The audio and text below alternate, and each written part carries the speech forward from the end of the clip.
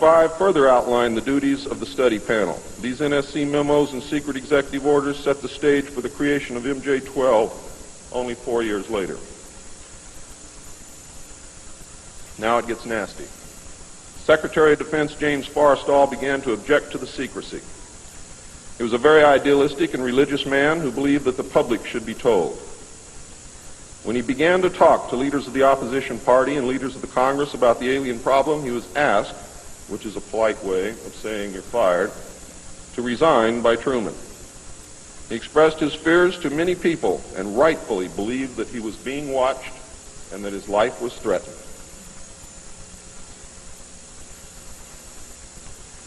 This was interpreted by those who were ignorant of the facts as paranoia, because most people had no knowledge of what was really going on.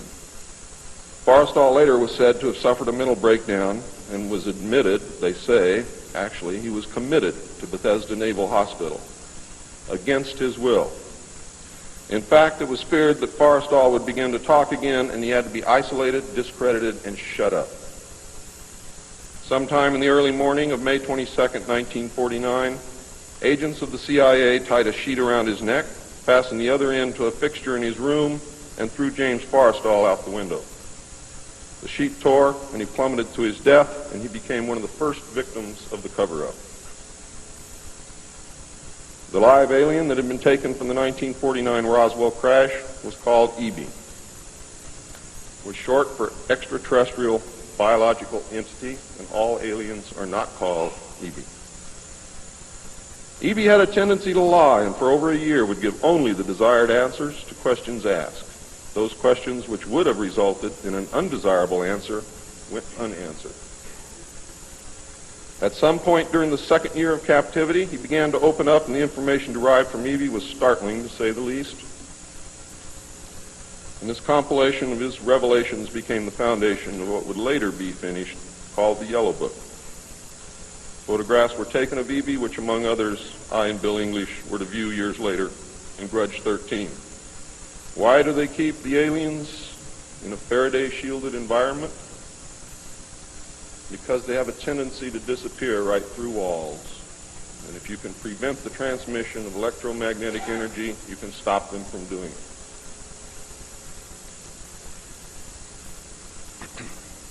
In late 1951, EB became ill.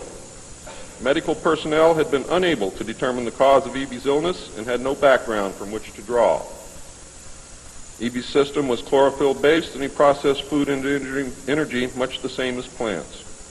Waste material was excreted almost exactly the same as plants. It was decided that an expert in botany was called for. A botanist, Dr. Guillermo Mendoza, was brought in to try and help him recover. Those of you who have been looking for him on medical lists will not find him there. He was a PhD in botany. Dr. Mendoza worked to save EB until mid-1952 when EB died. Dr. Mendoza eventually, according to the information that I read, became the expert on at least this type alien biology. In a futile attempt to save EB and to try and gain favor with this technological superior alien race, the United States began broadcasting a call for help early in 1952 into the vast regions of space. If you know they're better than you, and if you know they can lick you, you better try and be friends with them, and that's what this effort was all about. The call went unanswered, but the project continued as an effort of good faith. President Truman created the super-secret National Security Agency by secret executive order on November 4th, 1952, and until recent years, there wasn't one in 50,000 people in the United States who even knew it existed.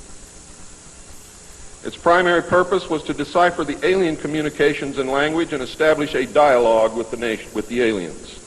This most urgent task was a continuation of the earlier effort and was codenamed Sigma. The secondary purpose of the NSA was to monitor all communications and emissions from any and all devices worldwide for the purpose of gathering intelligence, both human and alien, and to contain the secret of the alien presence. Project Sigma, ladies and gentlemen, was extremely successful. The NSA also maintains communications with the Luna base and other secret space programs. By executive order, the NSA is exempt from all laws which do not specifically name the NSA in the text of the law as being subject to that law. How many of you know what that means? That means we have a completely lawless organization running around the country doing whatever they want to do, answering to no one, and under no law which does not name the National Security Agency in the text of that law as specifically being subject to that law by executive order of the President of the United States.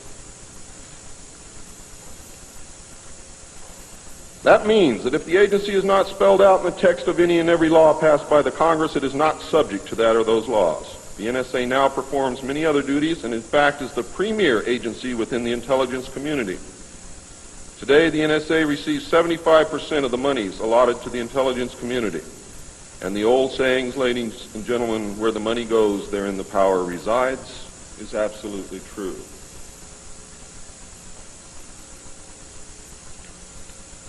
The DCI today is mainly a figurehead. He is in charge of the CIA. The CIA does have many functions which are useful to this country and some which are deadly to us. The DCI, of course, is in charge of that agency.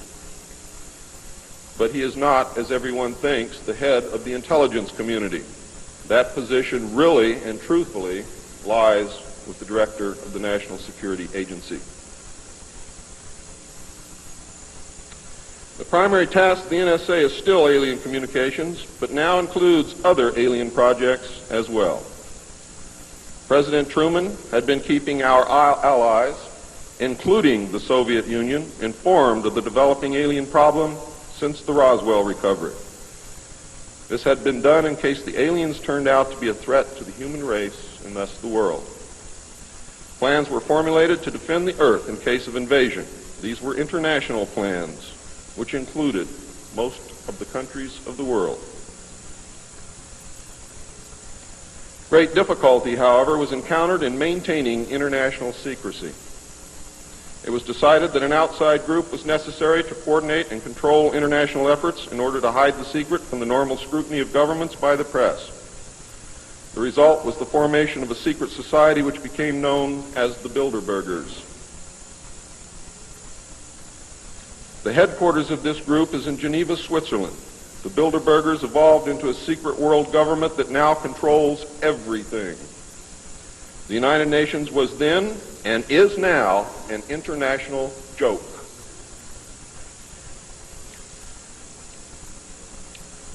In 1953, a new president occupied the White House. He was a man used to a structured staff organization with a chain of command.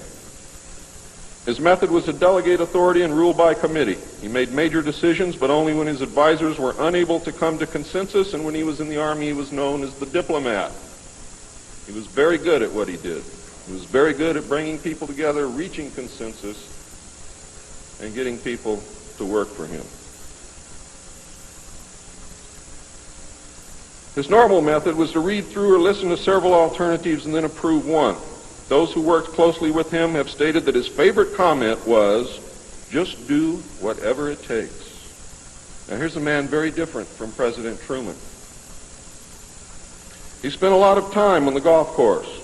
This was not all unusual for a man who had been career Army with the ultimate position of Supreme Allied Commander during the war, a post which carried 5 stars along with it. In fact, he deserved it. This president was General of the Army Dwight David Eisenhower. During his first year in office, 1953, at least 10 more crash disks were recovered, along with 26 dead and 4 live aliens.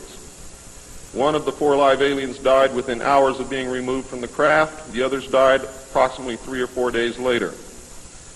Of the 10, 4 were found in Arizona, 2 in Texas, 1 in New Mexico, 1 in Louisiana, 1 in Montana, and 1 in South Africa. There were hundreds of sightings. Why were so many craft crashing?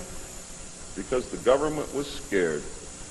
And when they found out that the radar was downing the craft, they started aiming the radar at the craft with lock-on radar and pumped the juice through. And they brought as many down as they could.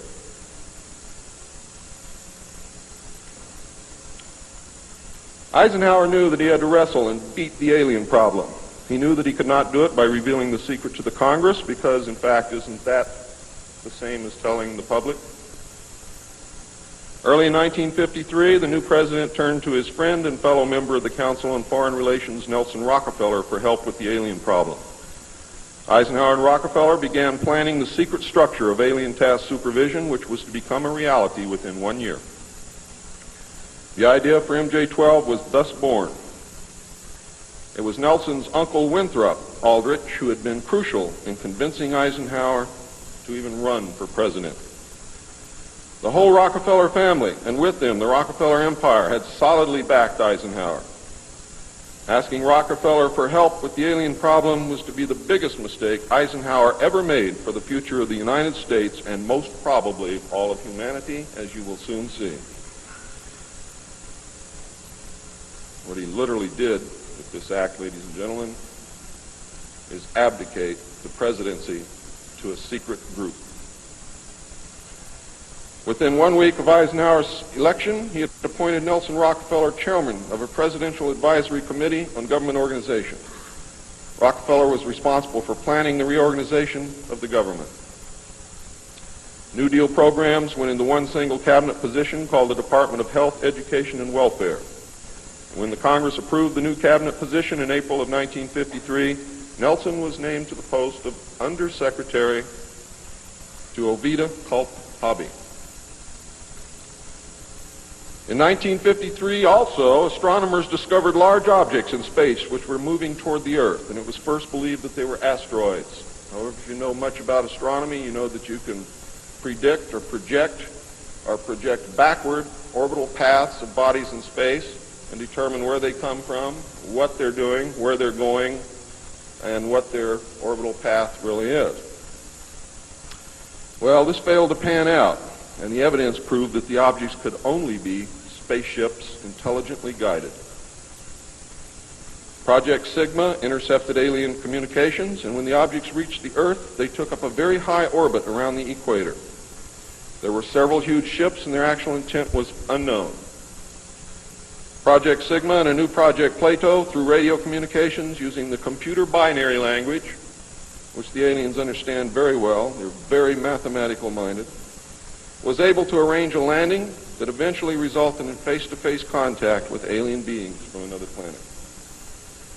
Project Plato was tasked with establishing diplomatic relations with this race of space aliens. But in the meantime, something else happened. In the meantime, a race of human-looking aliens contacted the United States government. Where this happened, I do not know. I wish that I did. This alien group warned us against the aliens that were orbiting the equator and offered to help us with our spiritual development. They demanded that we dismantle and destroy our nuclear weapons as the major condition. They refused to exchange technology, citing that we were spiritually unable to handle the technology which we then possessed, and has not that been true throughout our history? They believed that we would use any new technology to destroy each other, as we always have. This race stated that we were on a path of self-destruction and we must stop killing each other, stop polluting the earth, stop raping the earth's natural resources, and learn to live in harmony with each other and with nature. These terms were met with extreme suspicion, especially the major condition of nuclear armament, disarmament, and I have to say that I could not blame them in the face of so many uncertainties and so many alien surprises staring them directly in the face. It was believed that meeting that condition would leave us helpless in the face of an obvious alien threat. We also had nothing in history to help with the decision. Nuclear disarmament was not considered to be within the best interests of the United States, and the overtures were rejected. Later in 1954, the race of large-nosed gray aliens which had been orbiting the Earth landed at Holloman Air Force Base. It happened in 1954, ladies and gentlemen. If you take everything that Bob Ebenegger has ever said and subtract 10 years from it, a basic agreement was reached. An alien named Krill was left as a pledge that they would return and formalize the agreement. In fact, he was a hostage. This race identified themselves as originating from a planet around a red star in the constellation of Orion, which we call Betelgeuse. I believe that that's a lie. They lie a lot, and they deceive a lot. And it is evident through every action that they've ever done with us. The truth is, ladies and gentlemen, these creatures might be from Mars, really. They claim that they are from a planet which revolves around the red star, which we call Betelgeuse. They stated that their planet was dying and that at some unknown future time they would no longer be able to survive there. This led to a second landing at Edwards Air Force Base. The historical event had been planned in advance and details of the treaty had already been agreed upon. Eisenhower arranged to be in Palm Springs on vacation. On the appointed day, the president was spirited away to the base, and the excuse was given to the press that he was visiting the dentist for a toothache. President Eisenhower met with the aliens, and a formal treaty between the alien nation and the United States of America was signed. We then received our first alien ambassador from outer space. His name and title, and I know it sounds ridiculous, but it's absolutely true. His name and title was His Omnipotent Highness Krill, pronounced Krill, spelled K-R-L-L-L or C-R-L-L-L. In the American tradition of disdain for royal titles, he was secretly called Original Hostage Krill, or O-H Krill, so that Americans would not have to say, Your Omnipotent Highness.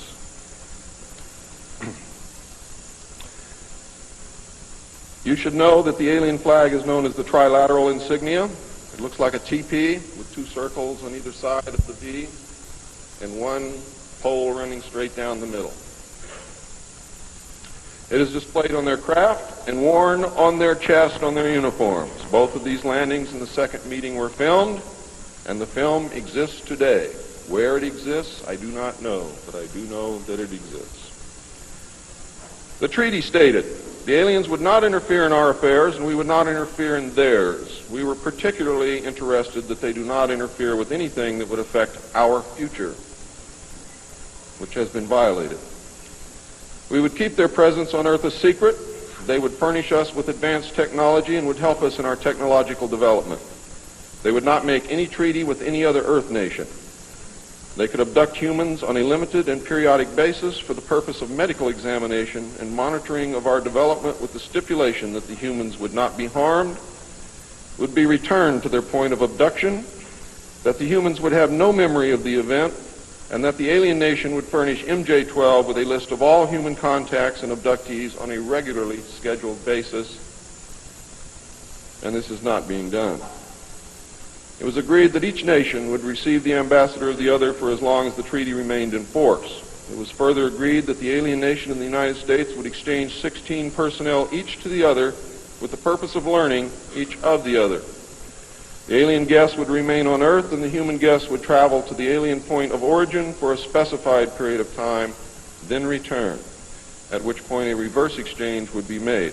I have no knowledge whatsoever of what happened to those original 16 humans who left the Earth with the aliens. It was also agreed that bases would be constructed underground for the use of the alien nation, and that 2 bases would be constructed for the joint use of the alien nation and the United States government. The base at Dulce is one, the base at S4 in the area known as Area 51 or Dreamland is the second. Exchange of technology would take place in the jointly occupied bases. These alien bases would be constructed under Indian reservations in the 4 corners of Utah, Colorado, New Mexico, and Arizona, and one would be constructed in Nevada in the area known as S4, located approximately 7 miles south of the western border of Area 51, otherwise known as Dreamland. All alien areas are under complete control of the Naval Department, and all personnel who work in these complexes receive their checks from the Navy. Construction of the bases began immediately, but progress was slow until large amounts of money were made available in 1957, and in the meantime work continued on the Yellow Book with the information derived from the guests.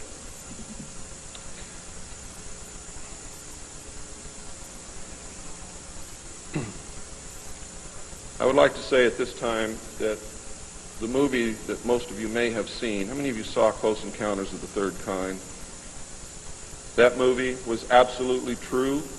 Those events did take place, not exactly as you saw them, not in the place where you saw them take place, but there was a landing, there was an agreement, there was conversation, there was an exchange of personnel made. I would like to say now also that J. Allen Hynek was the technical director on that movie, and he was also the co-author of Grudge 13, which I read between the years 1970 and 1973, along with another man named Lieutenant Colonel Friend. As you learned last night, it's the real nice guys that get you.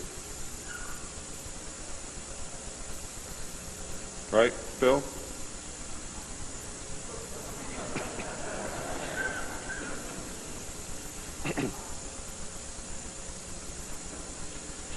Project Red Light was formed, and experimentation in test-flying alien craft was begun in earnest. As I told you earlier, many of the craft we recovered were intact, appeared to have no damage whatsoever. One craft actually exploded over the test site during testing sometime in the early 60s. I'm not sure what the exact date is, but the explosion is said to have been seen over 3 states. Project Red Light, according to the information that I have, was postponed at that time because they had no idea what had happened or why the craft had exploded, but they lost the pilots, and the project went on hold. A super top-secret facility was built at Groom Lake in Nevada in the midst of the weapons test range. It was codenamed Dreamland. Until this area was built, testing was done at the Tonopah test range, and that's why some of you have conflicting information. The installation was placed under the Department of the Navy, and clearance of all personnel required a Q clearance as well as executive, which means presidential or majestic approval.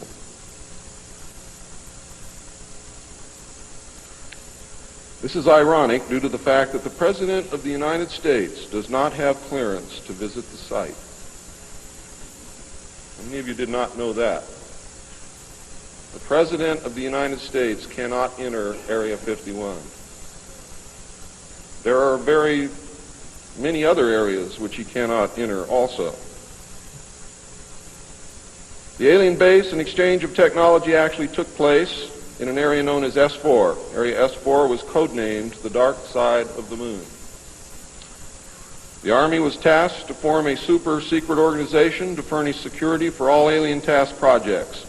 This organization became the National Reconnaissance Organization based at Fort Carson, Colorado. The specific teams trained to secure the projects were called Delta.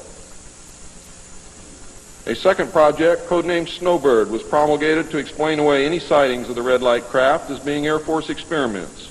The Snowbird craft were manufactured using conventional technology and were flown for the press on several occasions, and those of you who are my age or older will remember, as children or young adults, going to the movie and seeing in the movie-tone newsreel the Apro car and other strange-looking saucer craft that were developed by the United States and the Canadian Armed Forces as a part of Project Snowbird.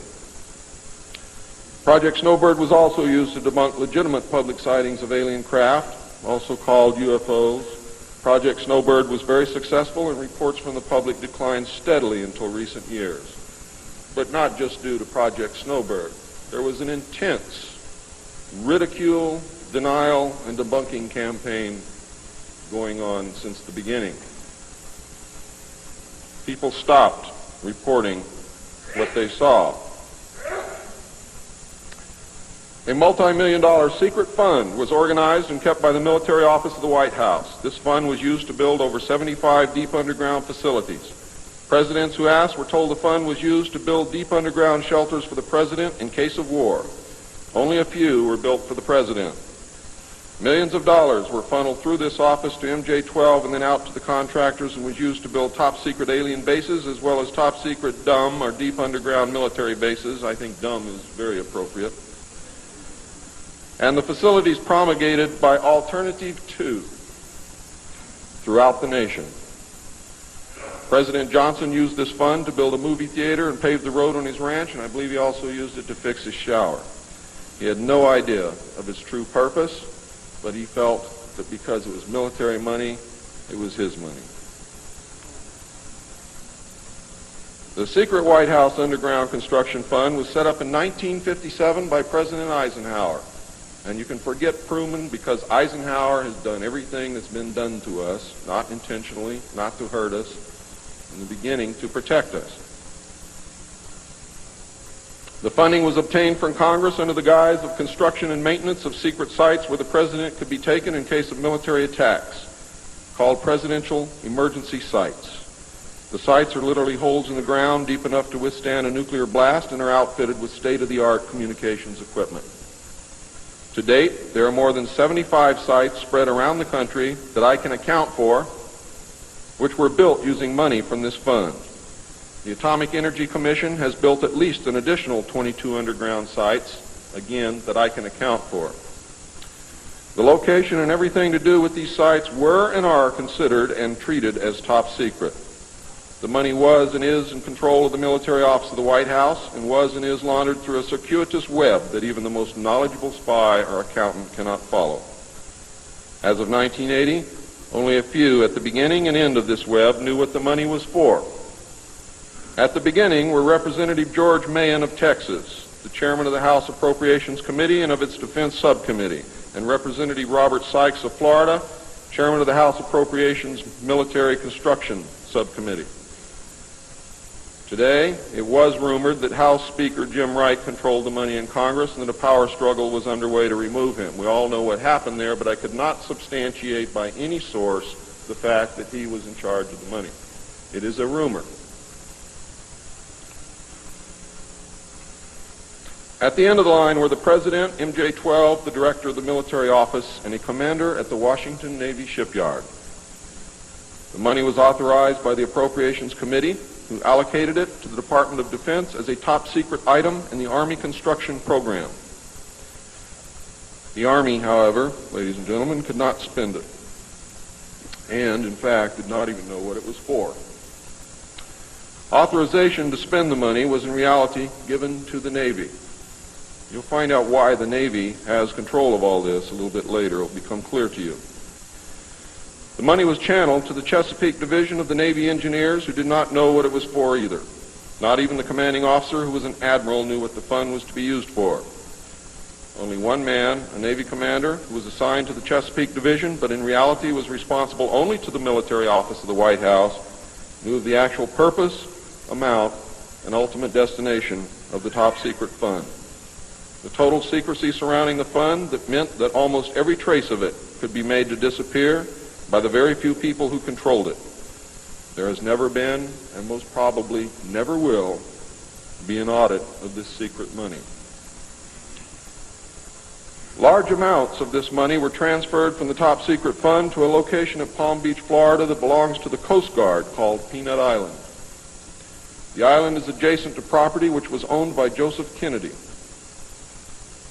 The money was said to have been used for landscaping and general beautification. The money did not begin to be transferred to Peanut Island until shortly after Kennedy's assassination. Some time ago, a TV news special on the Kennedy assassination told of a Coast Guard officer transferring money in a briefcase to a Kennedy employee across this property line. It was on television. Could this have been a secret payment to the Kennedy family for the loss of their son, John F. Kennedy? I think it was, but I can't prove it. The payments continued through the year 1967 and then stopped. The total amount transferred is unknown and the actual use of the money is unknown. Meanwhile, back at the ranch, Nelson Rockefeller changed positions again. He had been in sort of a holding position until the time was ripe, and now the time was right. This time he was to take C.D. Jackson's old position, which had been called the Special Assistant for Psychological Strategy. With Nelson's appointment, the name was changed to the Special Assistant for Cold War Strategy. This position would have been to hold under President Nixon. Officially, he was to give advice and assistance in the development of increased understanding and cooperation among all peoples. Sounds very nice and innocent, doesn't it? The official description, of course, was a smokescreen. For secretly, he was the presidential coordinator for the intelligence community. In his new post, Rockefeller reported directly and only to the president. He attended meetings of the Cabinet, the Council on Foreign Economic Policy, and the National Security Council, which was the highest policy-making body in the government. Nelson Rockefeller was also given a second important job as the head of the secret unit called the Planning Coordination Group, which was formed under NSC 5412/1 in March of 1955. However, the memo was written in 1954 at the same time that NSC 5410 and NSC 5411 were written. It was not used until it was needed. The group consisted of different ad hoc members depending upon the subject on the agenda. The basic members were Rockefeller, a representative of the Department of Defense, a representative of the Department of State, and the Director of Central Intelligence. It was soon called the 5412 Committee or the Special Group. NSC 5412/1 established the rule, for the first time, established the rule that covert operations were subject to approval by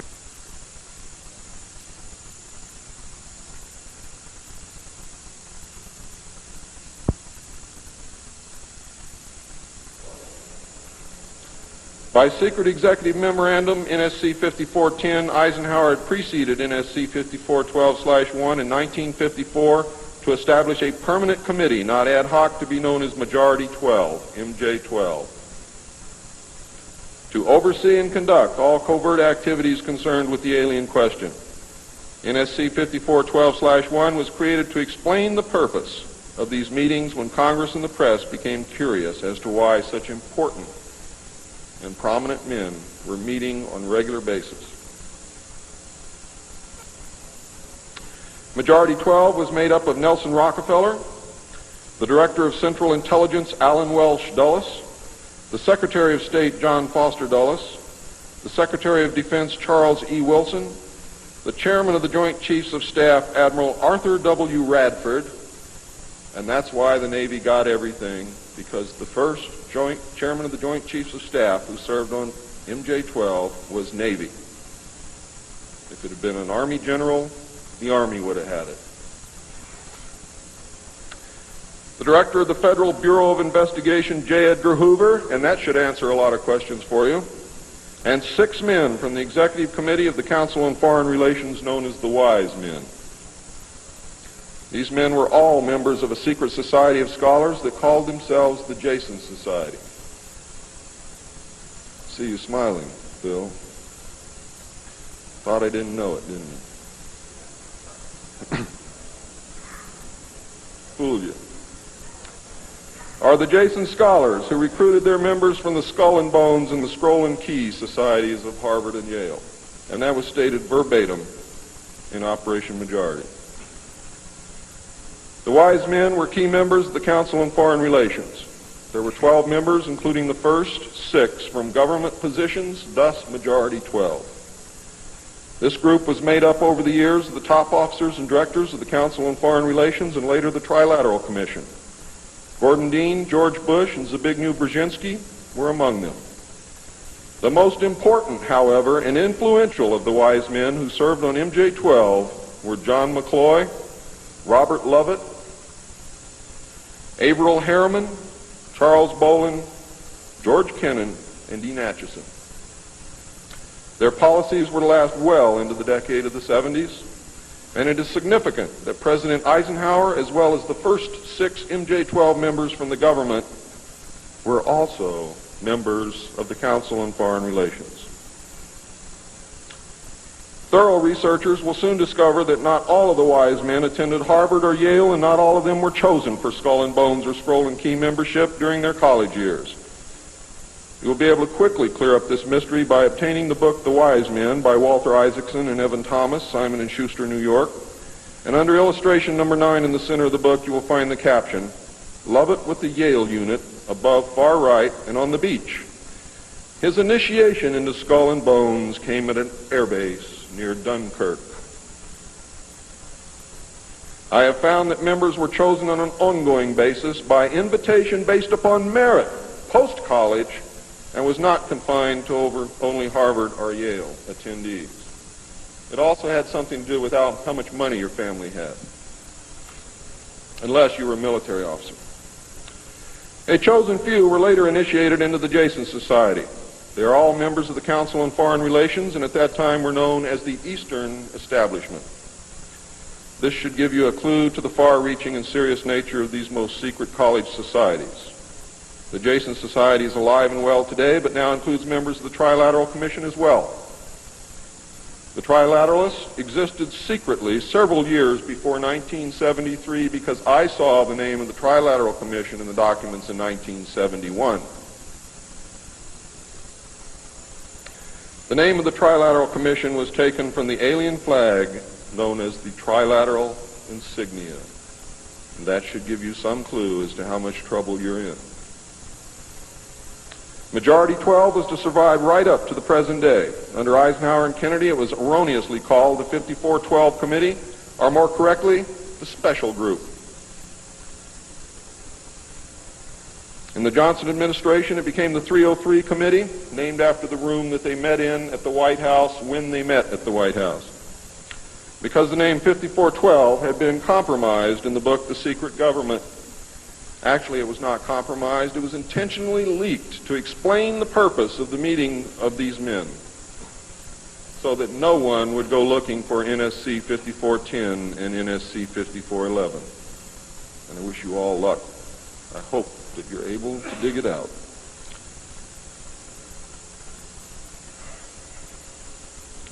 Actually, NSC 5412/1 was leaked to the author to hide the existence of NSC 5410. Under Nixon, Ford, and Carter, it was called the 40 Committee, and under Reagan, it became the PI 40 Committee. But over all those years, only the name changed. The positions remained the same. By 1955, it became obvious that the aliens had deceived Eisenhower and had broken the treaty.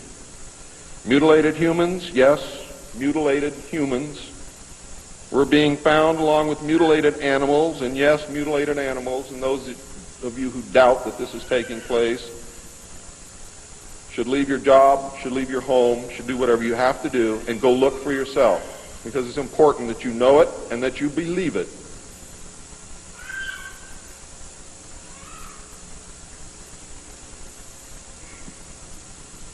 These things were being found all across the United States. It was suspected that the aliens were not submitting a complete list of human contacts and abductees to MJ-12, and it was suspected that not all abductees had been returned, and this has been verified. The Soviet Union was suspected of interacting with them, and this proved also to be true. It was learned that the aliens had been and were then manipulating masses of people through secret societies, witchcraft, magic, the occult, and religion. After several Air Force combat air engagements with alien craft, it also became apparent that our weapons were no match against theirs. In November of 1955, NSC 5412/2 was issued, establishing a study committee to explore all factors which are involved in the making and implementing of foreign policy in the nuclear age.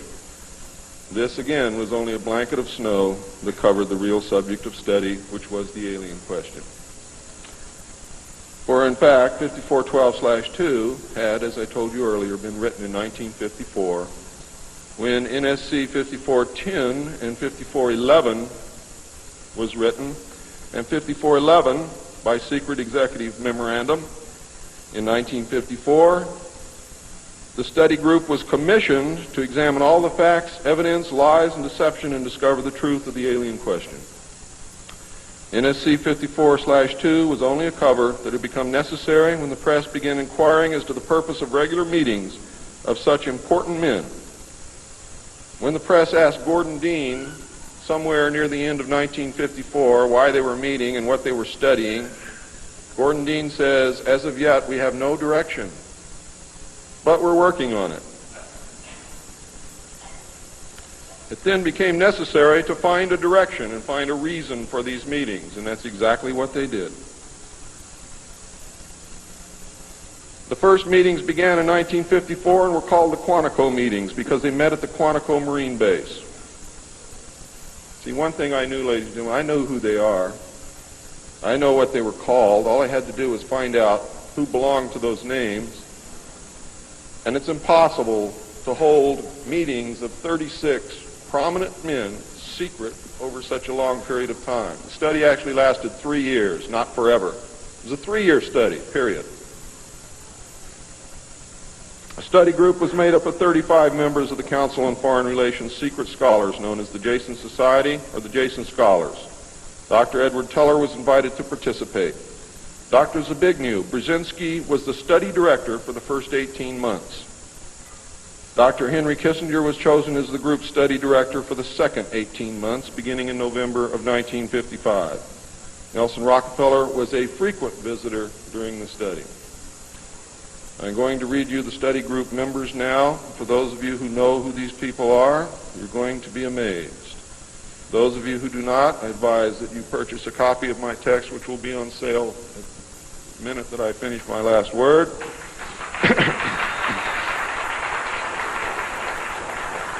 And research everything that I'm telling you, and your own research will tell you that I am telling you the truth, and I don't have to do that. You see, I'm a witness. I'm not a ufologist, and I'm not by profession a researcher.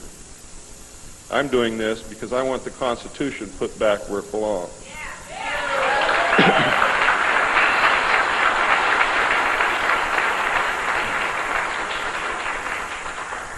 The study group members were Gordon Dean, chairman, one of the most powerful men in the United States at that time. Dr. Zbigniew Brzezinski, study director for the first phase. Dr. Henry Kissinger, study director for the second phase. Dr. Edward Teller represented the scientific community.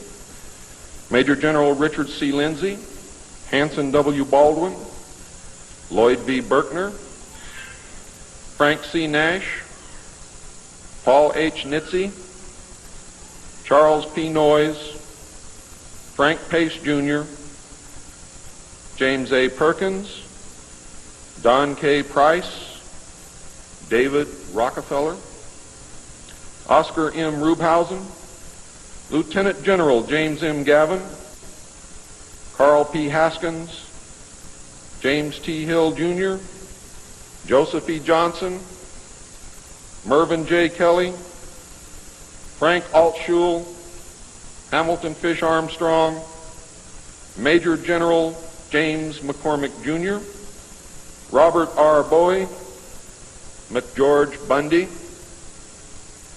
William A. M. Burden, John C. Campbell, Thomas K. Findletter, George S. Franklin Jr., I. Rabbi, Roswell L. Gilpatrick, N. E. Hallaby, General Walter Bedell Smith, called Beadle, Henry DeWolf Smythe, Shields Warren, Carol L. Wilson, and Arnold Wolfers. Now, these aren't bad guys. They were a study group. And the first MJ-12 was not made up of bad guys. They were made up of concerned Americans. What happened later became bad. The yanking of power away from the president, the formation of a secret government, the sale of drugs to the American people, etc., etc., etc. And I'm going to cover most of those things before I'm finished. It's about time. The second phase meetings were also held at the Marine base at Quantico, Virginia, and the group became known as Quantico II. Nelson Rockefeller built a retreat somewhere in Maryland which could only be reached by air for MJ-12 and the study committee so that they could meet away from public scrutiny. He donated the land, he built the facilities. Say hello for me, Phil.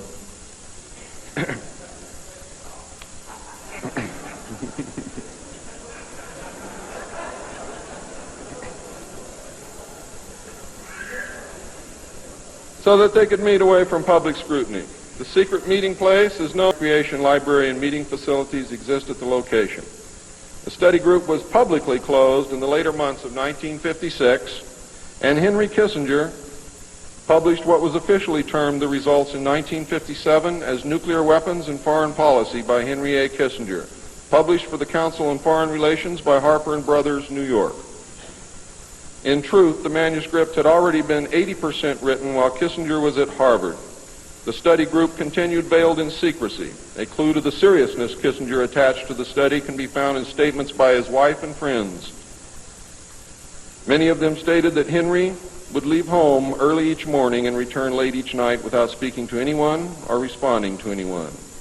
It seemed, in fact, as if he were in another world which held no room for anyone else. Now, when they say that he would not speak to anyone or respond to anyone, they meant it literally. I find these statements very revealing. The revelations of the alien presence and actions during the study must have been a great shock. I know I would have been shocked. Henry Kissinger was definitely out of character during the time surrounding these meetings, as he is normally described as being a gentleman, very charming, and most people who meet him like him very much. Henry Kissinger would never again be affected in this manner, no matter the seriousness of any subsequent event. On many occasions, he would work very late into the night after having already put in a full day. Coupled with his not speaking, this behavior eventually led to his divorce.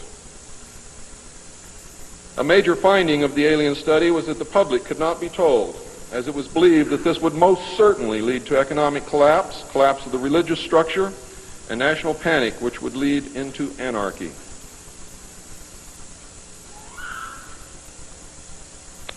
Secrecy thus continued. An offshoot of this finding was that if the public could not be told, then the Congress could not be told. Thus, funding for the projects and research would have to come from outside the government. There's some things beginning to fall into place. Without aliens, you cannot make sense of anything else that's been happening for the 44 years. You put the aliens in the middle of this stuff and you've got all the answers, every one of them.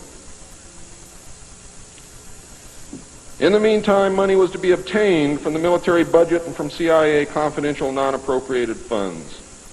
Another major finding was the aliens were using humans and animals for a source of glandular secretions, enzymes, hormonal secretions, blood, and in horrible genetic experiments. The aliens explained these actions as necessary to their survival. What I'm going to tell you now is very sad if it's true, because I am unable to weed through the lies and deception and really find the truth. All I know is what they told us. They stated that their genetic structure had deteriorated and that they were no longer able to reproduce. They stated that if they were unable to improve their genetic structure, their race would soon cease to exist. We looked upon their explanations with extreme suspicion. Since our weapons were literally useless against the aliens, MJ-12 decided to continue friendly diplomatic relations with them until such time as we were able to develop a technology which would then enable us to challenge them on a military basis. Overtures would have to be made to the Soviet Union and other nations to join forces for the survival of humanity. In the meantime, plans were developed to research and construct two weapon systems using conventional and nuclear technology, which would hopefully bring us to parity. The results of the research were projects Joshua and Excalibur. Joshua was a weapon captured from the Germans, which at that time was capable of shattering 4-inch thick armor plate at a range of 2 miles using low-frequency aimed sound waves. And it was believed that this weapon would be effective against the alien craft and beam weapons. Excalibur was a weapon carried by missiles not to exceed 30,000 feet above ground level, not to deviate from designated target more than 50 meters, that would penetrate 1,000 meters of tufa hard-packed soil such as that found in New Mexico, would carry a 1 megaton warhead, and was intended for use in destroying the aliens in their underground bases. Joshua was developed successfully but never used to my knowledge. Excalibur was not pushed until recent years, and now there is an unprecedented effort to develop this weapon. The people who are working on these weapons tell us that they have never been pushed so hard in their history working on any project than they are being pushed to develop Project Excalibur. Now, what I'm going to read you next may upset some of you, but it's absolutely true. The events at Fatima in the early part of the century were scrutinized. On suspicion that it was alien manipulation, an intelligence operation was put into motion to penetrate the secrecy surrounding the event. The United States utilized its Vatican moles that had been recruited and nurtured during World War II and soon obtained the entire Vatican study, which included the prophecy. And I don't care what you've ever read before, you have not read the true prophecy. This prophecy stated that if man did not turn from evil and place himself at the feet of Christ, the planet would self-destruct and the events described in the book of Revelations would indeed come to pass. It stated that a child would be born who would unite the world with a plan for world peace and a false religion beginning in 1992. By 1995, the people would discern that he was evil and was indeed the Antichrist. World War III would begin in the Middle East in 1995 with an invasion of Israel by a united Arab nation using conventional weapons, which would culminate in a nuclear holocaust in the year 1999. Between 1999 and 2003, most of the life on this planet would suffer horribly and die as a result. The return of Christ would occur in the year 2011. Is this true? I don't know. I know that it was decided by the United States government that this was indeed an alien event, and I believe that this is more deception which is being heaped upon us. So don't go out of here thinking that the world is going to end tomorrow because of this. It might because of something else, and I'm going to talk about that, but not because of this.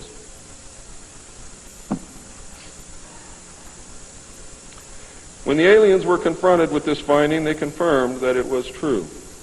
The aliens explained that they had created us through hybridization and had manipulated the human race through religion, Satanism, witchcraft, magic, the occult, secret societies, etc. They further explained that they were capable of time travel and the events would indeed come to pass. Later exploitation of alien technology by the United States and the Soviet Union utilizing time travel confirmed that indeed something bad was going to happen. The aliens showed a hologram which they claimed was the actual crucifixion of Christ, which the government filmed. We did not know whether to believe them or not. Were they using our genuine religions to manipulate us? Or were they indeed the source of our religions with which they had been manipulating us all along? Or was this the beginning scenario of the genuine end times and the return of Christ which had been predicted in the Bible? No one knew the answer, and I don't know the answer either. A symposium was held in 1957, which was attended by some of the great scientific minds then living. It was held in Huntsville, Alabama. They reached the conclusion that by or shortly after the year 2000, the planet would self-destruct due to increased population and man's exploitation of the environment without any help from God or the aliens. By secret executive order of President Eisenhower, the Jason scholars were ordered to study this scenario and make recommendations from their findings. This was done. The Jason Society confirmed the finding of the scientists and made 3 recommendations called Alternatives 1, 2, and 3. Alternative 1 was to use nuclear devices to blast holes in the stratosphere from which the heat and pollution could escape into space. I'll buy heat, but I'll never buy pollution. Change the human cultures from that of exploitation into cultures of environmental protection. Of the 3, this was decided to be the least likely to succeed due to the inherent nature of man and the additional damage the nuclear explosions would themselves create. Alternative 2 was to build a vast network of underground cities and tunnels in which a select representation of all cultures and occupations would survive and carry on the human race. The rest of humanity would be left to fend for themselves on the surface of the planet. Alternative 3 was to exploit the alien and conventional technology in order for a select few to leave the Earth and establish colonies in outer space. I am not able to either confirm or deny the existence of batch consignments of human slaves which would be used for the manual labor in the effort as a part of the plan. The moon, codenamed Adam, would be the object of primary interest, followed by the planet Mars, codenamed Eve. As a delaying action, all three alternatives included birth control, sterilization, forced if necessary, and the introduction of deadly microbes to control or slow the growth of the Earth's population. AIDS is only one result of these plans. There are others. It was decided, since the population must be reduced and controlled, that it would be in the best interest of the human race to rid ourselves of the undesirable elements of our society. The joint U.S. and Soviet leadership dismissed Alternative 1, but ordered work to begin on Alternative 2 and 3 virtually at the same time. Those of you in the state of Washington who report hearing machinery underground are probably correct. In 1959, the RAND Corporation hosted a deep underground construction symposium. I have a copy of this symposium report, which I'm not supposed to have, but nevertheless I have it, approximately this thick. In the symposium report, machines are pictured and described which could bore a tunnel 45 feet in diameter at the rate of 5 feet per hour in 1959. Just think what they can do now. It also displays pictures of huge tunnels and underground vaults containing what appear to be complex facilities and possibly even cities. It appears that the previous 5 years of all-out underground construction had made very significant progress by that time. The ruling powers decided that one means of funding the alien-connected and other black projects was to corner the illegal drug market.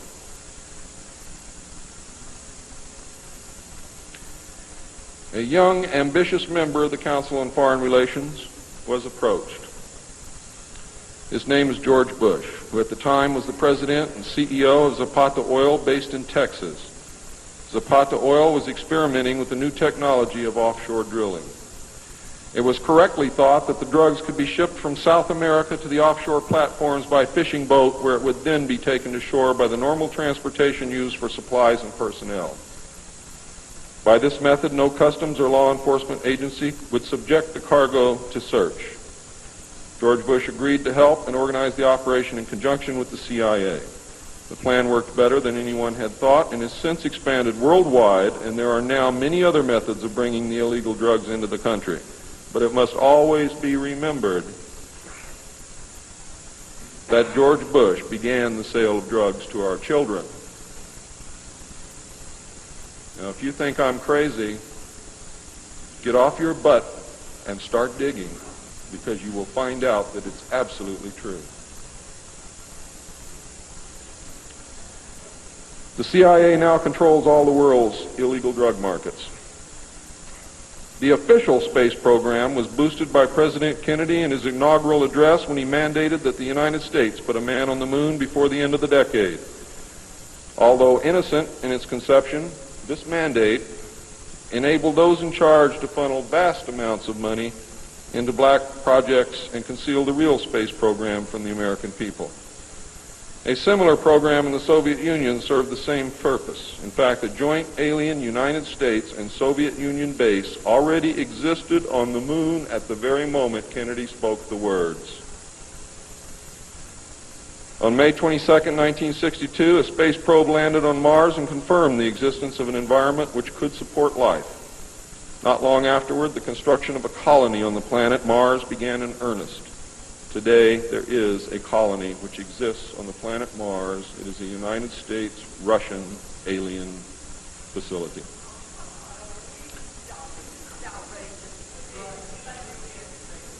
If you believe it's outrageous, stick around a few years.